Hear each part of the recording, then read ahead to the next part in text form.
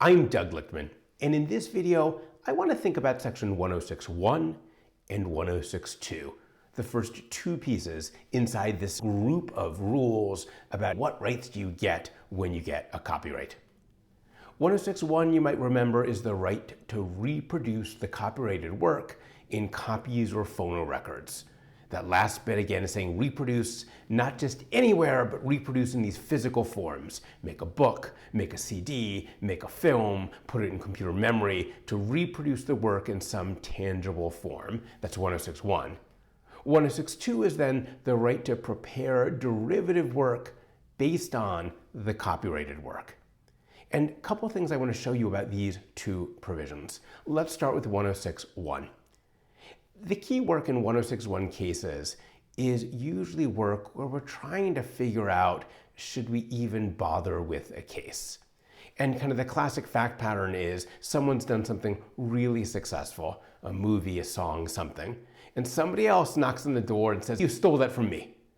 And they want to have a case and fight about these issues that you took my expression, it's mine. If you make any successful movie, you're going to get sued. If you just look at how these things play out, every successful property almost gets a lawsuit like this. I don't know if it's strategic, like people just going for it to try to get a little money. If it's heartfelt, it wouldn't surprise me at all for any movie. Steven Spielberg comes up with a movie about an alien who likes a particular kind of candy. It wouldn't surprise me at all if somebody else had also come up with a story of an alien who likes candy, and they genuinely think Spielberg took that from me. When we deal with 106.1 cases, a lot of the action is, can we get rid of a case that we think really is implausible? And the way the courts have done that is they focus on these three main ideas. So when I start a case, a 106.1 kind of case, right away, I'm going to start asking questions about access, probative similarity, and substantial similarity. And here's what those things mean. Access is the first thing I'm going to ask. I'm going to ask, is there any way that the accused infringer had access to the copyrighted work?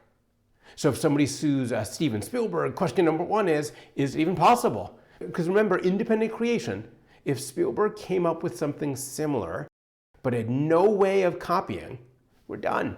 Copyright is just about copying.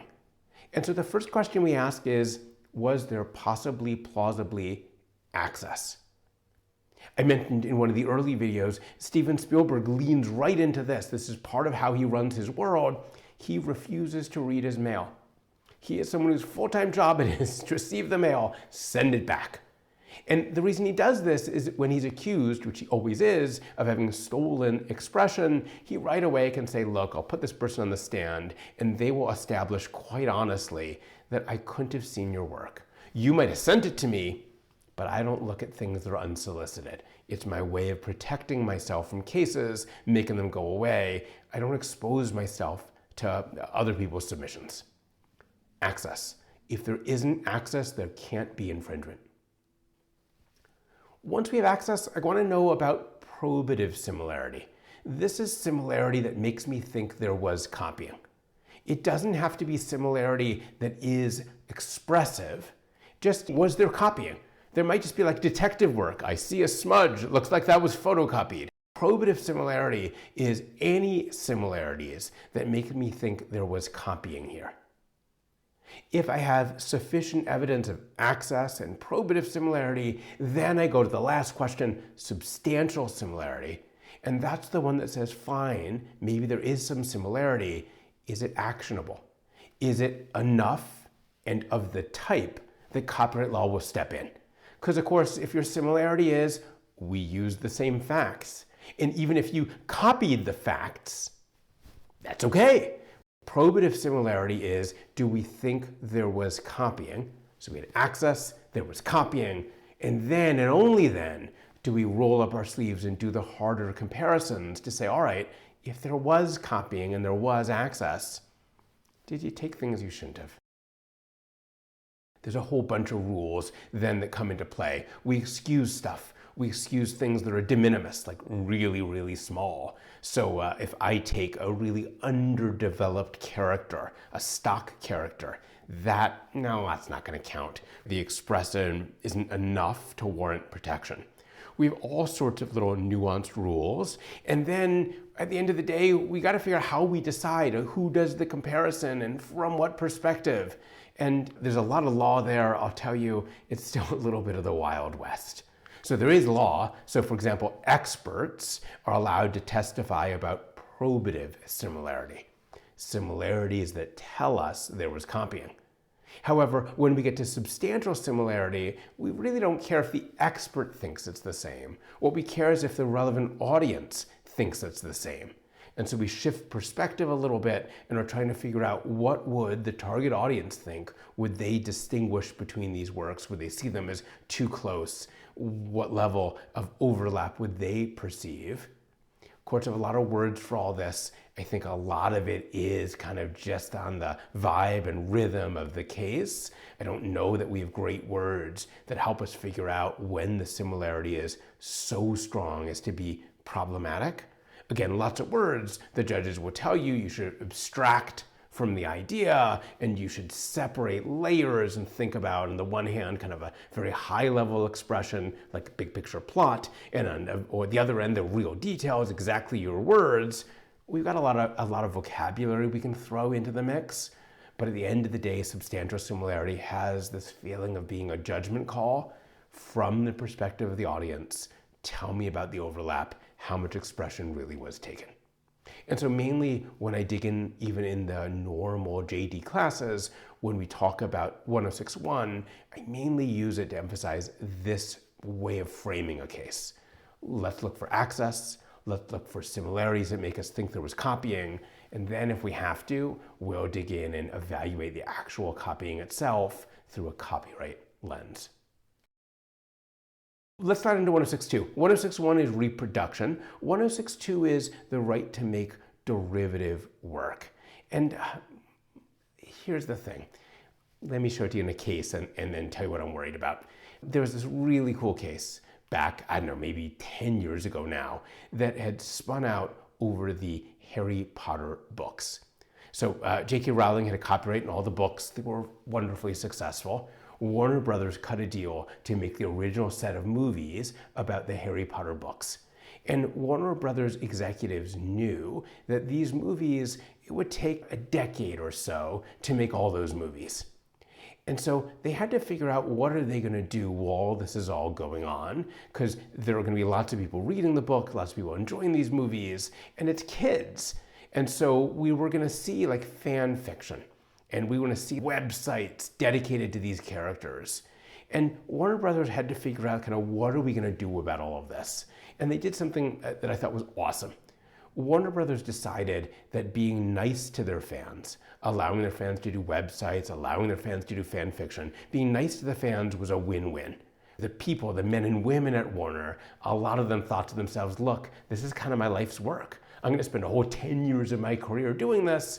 Wouldn't it be cool if one of the payoffs to my life's work is we inspire a bunch of kids to read these giant books they're reading willingly? They love the idea of supporting the fans. They also recognize this is a win-win because in between movies, as long as people are still reading the books and talking about the books and doing websites and fan fiction and the rest, that keeps the momentum alive. And so Warner decided, even though they have lots of legal rights they could use to stop all sorts of things downstream, they decided not to. And the lawyers came up with kind of this phrase, this slogan. They said, we're not going to stop things if they're by fans, for fun. That was the test. By fans, for fun. And it was great. They had this little easy way to say it so they could then teach the business team, the marketing team, and the frontline folks. So when questions would come in, Warner responded warmly and consistent with this theme, by fans, for fun. And you could literally in these days, if a parent wrote to Warner and said, my kid is doing a website, the website has a bunch of Harry Potter stuff, I'm nervous, Warner would write you back. And they'd say, we just looked at the website, it's wonderful. We're so glad you love these characters as much as we do. No problem, can't wait to share the next movie with you. By fans, for fun. That solved almost all the problems. There was one litigation that came out of the Harry Potter movies and Warner Brothers involvement. One, that was it. And the litigation came because some fan wrote an encyclopedia of all things Harry Potter. It had every character, major events, spells, creatures. It was an encyclopedia. And it was by fans, for fans, for fun, totally fine. It was very successful. Indeed, there's this fun story that when J.K. Rowling was on set helping for one of the films, somebody asked her a question about the book, and she says, "I don't remember, but let me check." And she accesses this fan's website, their encyclopedia, to look up the answer. No problem. The fan then cut a deal with a book publisher to sell it as a book. That broke the deal. Now it's by fans, for fans, but it ain't for fun anymore. Now there's a book publisher who's going to compete in the bookstore for shelf space. It might undermine J.K. Rowling's own ability to do her own encyclopedia. It had crossed the line. The fan and the book publisher wouldn't yield, and so we get a lawsuit where Warner sues on copyright. And this is why I'm telling you the story. The question Warner had to ask is, what do I sue under? Is this a 106.1 case where I accuse you of copying my expression? Is this a 106.2 case where I accuse you of making an unauthorized derivative? And it's not clear when you pause and think about it. How do we conceptualize the encyclopedia? Is it a copy? Well, there is a copy of the Harry Potter character in there, and there is a copy of this spell, and there is a copy of this, and is it a copy, a 106.1 reproduction? Is it a derivative? You took the story and reorganized it. The books do it chronologically. The encyclopedia does it alphabetically, right? How do you think about it? And the reality is, what the case I think reminds us is, 106.2 maybe doesn't do that much work. Even if I didn't have 106.2, I'd sue in this case under 106.1. I'd call it a reproduction and I'd sue. And I have the exact same story to tell and the exact same remedies. Adding 106.2 to the mix, it's intuitive. I think you and I naturally say that's derivative. That's a sequel or a prequel or fine. But it's not clear that 106.2 really expands the rights of the copyright holder in most instances. Because even in this case, if I didn't have 106.2, no problem. I'd sue under 106.1 and we'd have the exact same fight. And indeed, Warner in the case sued under both. They weren't sure which one to call it, so be a good lawyer and put both in. And the judge seemed to actually have a little bit of a preference for one framing or the other. Maybe it sounds more intuitive to say it one way or the other. But main thing I want to say to you is 106.2, while covering stuff that's important in the sense that we all know prequels, sequels, lunchboxes, t-shirts, that's important economically to these properties, I don't know that 106.2 is all that important legally. Had you crossed it off, I think I'd still do mostly the same things in mostly the same situations, because 106.1 kind of covers the same ground. So high-level thing I want to say to you is not that prequels and sequels aren't important. They are, of course they are, but that 106.2 might not be. 106.2 might not add much to our mix as a copyright holder. The cool exception, the one place where maybe, quite possibly, 106.2 does some magic, well, there's this really interesting case. There was an artist, her name is Annie Lee, and she took some very famous, she takes some photos, she do some paintings. She was an artist, and her images were very well regarded. You could see some samples up on the screen. She would sell these images as postcards, so in a small form, and sell them at a low price, $1.50, $2, whatever.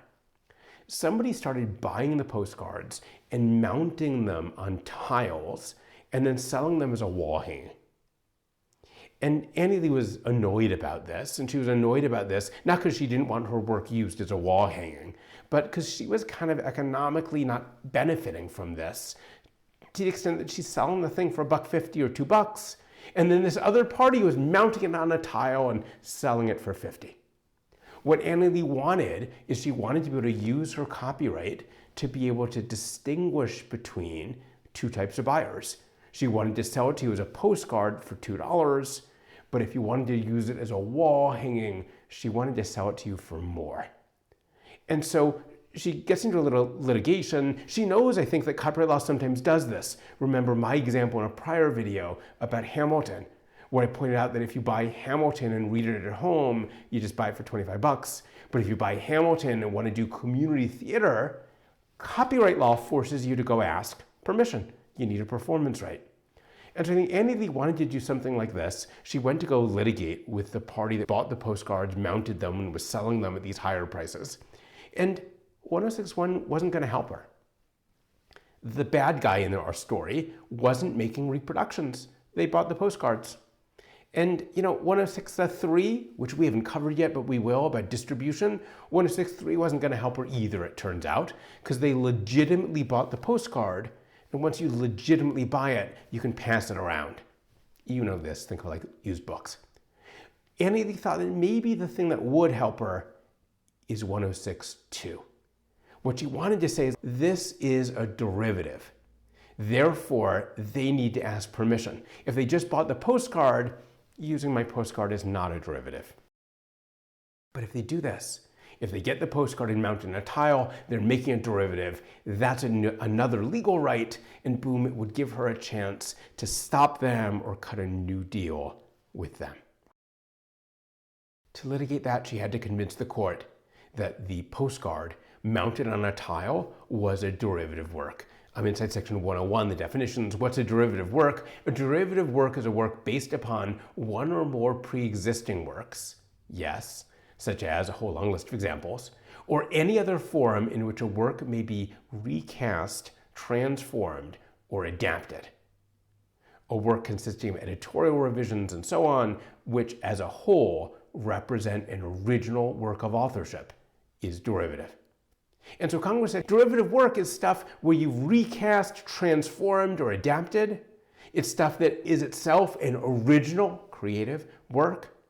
And so Annie Lee had to go in and argue and say, hey, when you took my postcard, you put it on a tile and you mounted it, you recast it sufficiently. You adapted it sufficiently. You made your own creative work, and you're not allowed to do that, 1062. It's an interesting use of 1062. Because it's an example, unlike my Harry Potter example, where my point to you is, if you take 1062 away from me, I'll let it get under 1061. No big deal. Here, 1062 was her only shot. There was no reproduction under 1061. All she could do is maybe win under 1062 by getting the court to see this as a derivative. And then interestingly, the court did not. The court said that the recast, transformed, adapted language couldn't apply to something so easy, gluing a postcard on a tile. The court worried that if it deemed this derivative, it would be making a whole bunch of things derivative. You'd buy a painting, you'd take it out of its frame, you put it in a new frame. Oh no, have you now violated the law? The court was really worried about a parade of horribles where if we deem this physical change to be derivative, we'd mess up a bunch of other stuff. I'm not sure that's right. I think Annie Lee had a pretty unique case because she was able to say, there's something special here. There's the one market, postcards, $2, small scale, easy. There's this other market, totally different, goes on your wall, buying for $50.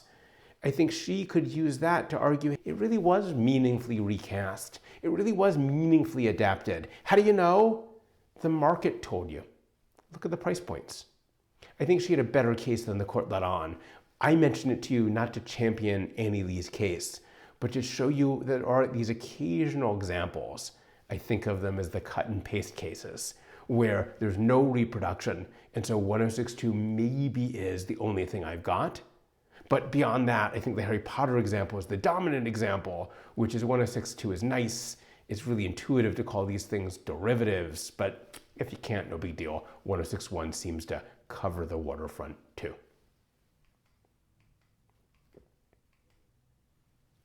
One last thing on this theme. Again, we're just looking at 1061, reproduction, and 1062, derivative. One last thing on derivatives. There's this other bit of the law in section 103 that talks about getting rights to a derivative. So I see a work, I see some pre-existing material, I adapt, recast, and so on. Can I get rights in mine? And the answer is yes. 103A says that the subject matter of copyright includes compilations. Remember Feist? We looked at the idea of getting rights to an organization of information. Alphabetizing wasn't cool enough, but you could imagine other things, a book of the greatest songs from the 60s, whatever. You could imagine compilations. We talked about those could be protected. 103 says subject matter includes compilations, and also derivatives. But protection for a work employing pre-existing material in which copyright subsists does not extend to any part of the work in which that material has been used unlawfully. Slow that down for a second. I might make a derivative based on stuff that isn't copyrighted. It's just information in the world, it's factual, or it's old, so it's no longer under copyright. I might make a derivative and there's no copyright that I'm messing with. That's an easier case. The key line here, you might make a derivative based on copyrighted work, but your rights are not going to count if you have taken that work unlawfully.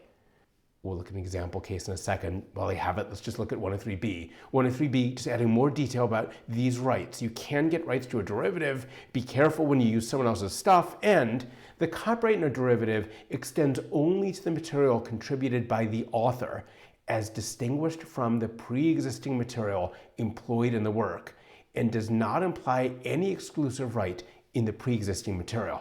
So if I make a derivative work based on something in the public domain, my right in the derivative goes to what I added, but it doesn't give me ownership of the thing from the public domain.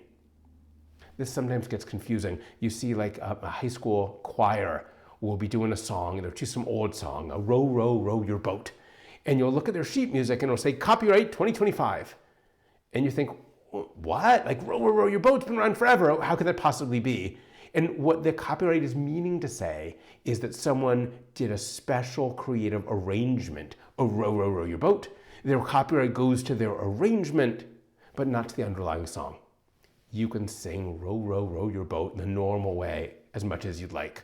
The copyright in the derivative goes only to what they add. Two pieces here. Be careful when you use other people's stuff, because that might poison yours. And even when you get rights to what you did, not the stuff you built it out of. My favorite case along this side of the law is a case about the movie Rocky III. You remember the Rocky movies. Sylvester Stallone was a boxer, a bunch of bit characters around him. He always found a way to lose and then win again. Good for him. After Rocky II, someone wrote a proposed script for Rocky III. It was someone who was unauthorized, although it's actually kind of complicated how it happened. But for our purposes, they were not authorized to do it. They had seen Rocky II when they wrote their own treatment for Rocky III. They showed it to Sylvester Stallone and his team. Sylvester Stallone and his team said, nope, no thank you, not interested. They then made Rocky III, and wouldn't you know it, there were a lot of elements in common between the unauthorized treatment and the actual movie. And again, I don't know how much that tells us. Even I could tell you that Rocky VII and Rocky 29 will involve a boxer who loses in the beginning and has some breakdown about it and then triumphs in the end. I don't know how much I want to get excited about overlap, but there was litigation because the person who did the treatment said, you took my expression, you took my stuff. And I'm telling you the story because the court said, you did make a derivative and you get rights to what you add, but we have that rule that says you don't get rights if you used material without permission. And so the court almost completely took away any copyright that would have been given to the unauthorized person. I'm not just going to take your script and try to pull out the elements you weren't supposed to use. I'll cross out the word Rocky and let you rename the character. I'll pull out Adrian, the wife, and let you rename the character. No, because the stuff you took is so embedded in your work, in essence, it poisons the entire project. And the court used that rule under 103 to basically erase the copyright in the unapproved, unofficial work, which then left Sylvester Stallone completely free to do his movie. And again, I think that's partly by design. I think we're worried a little bit that unauthorized copies might get in the way of the original creator doing their own thing. After you and I watched Star Wars as a kid, we probably ran back and wanted to tell our own stories. And this law says, while we love you for telling stories and we'll give you rights to the things you add, we're going to be really careful about letting you get rights that might interfere with the original author's ability to do the work. Another quick side note here, one of the famous kind of playouts in this space, there was fan fiction that was written about Twilight. Twilight was the vampire falling in love series that did very well. Don't ask me, I just work here. It did really well. Someone did fan fiction and did it in a much more, how should we say, R-rated framing. They then got a lot of attention for their fan fiction, wanted to roll it out as a real work, but knew they couldn't because they'd used Bella and Edward, the characters from Twilight, which would have put them in a rocky situation. And so they stripped it out, they rewrote it, telling much of the same story, but taking out the vampire element in those characters, and that became 50 Shades of Grey. Ended up being very successful on its own. I'm interrupting here with a little bonus content. Earlier in this video, I talked about Warner Brothers' strategy, the by fans, for fun, and marveled at how effective it was. A powerful win-win both for users and for the company. What I want to add is that I don't know how well that strategy would work today. And here's the move. Back when Warner Brothers did the by fans, for fun, what it actually accomplished was distinguishing the kinds of works that would be an economic threat from the kinds of works that really weren't. Back then, a work created by a fan, for fun, was just going to add to the momentum of the Harry Potter ecosystem.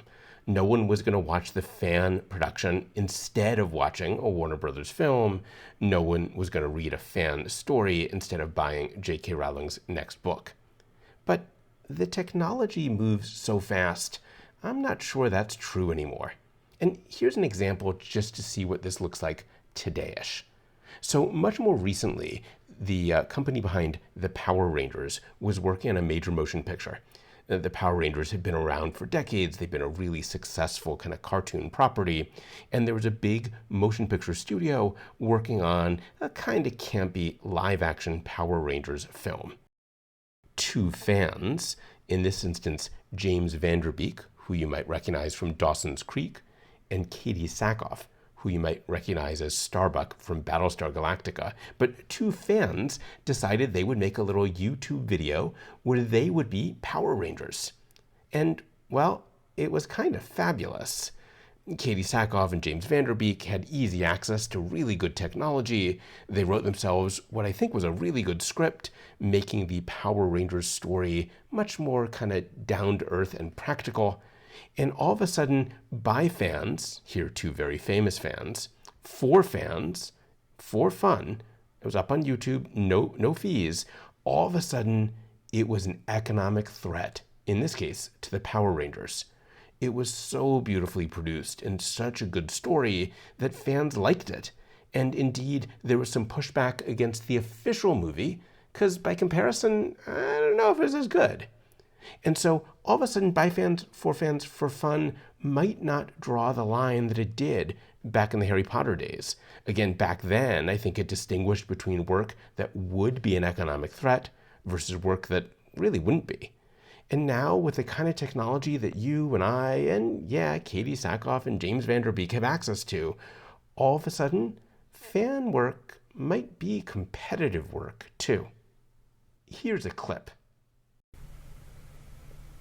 When two empires declare war, neither side is innocent. You're still a traitor, you worthless piece. We were children, asked to fight an intergalactic war against an enemy we'd never met. Let's stop pretending our side stood on some moral high ground. What do you want, Rocky? Where's Tommy?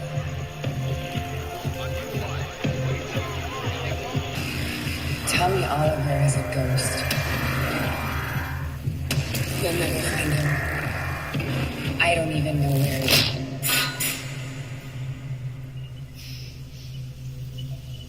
Bullshit is an ugly color on you. I prefer pink. Back to our regularly scheduled program. This video, we looked at 1061, 1062. The key thing I want you to know about 1061 is the process. We look for access, probative similarity, and substantial similarity. And from there, it's really hard questions to judge. Is it too close or not close enough? Or how do we think about expression? That stuff is just hard and very case by case. On 1062, I want to tell you maybe the surprising thing that I don't think it does very much. 1062 and 1061 really heavily overlap, such that 1061 really carries all the work. The only cool exception I can really show you is that Annie Lee case where there's no reproduction, but there might be a derivative. I buy Picasso, I cut it up, I paste it back together. Maybe I haven't done anything 1061. I bought it, I cut it up. Maybe I've done something 1062. In those kind of cases, maybe 1062. Beyond that, 1062 is a helpful reminder to me and you about prequels and sequels, but we could litigate it if we need to under 1061.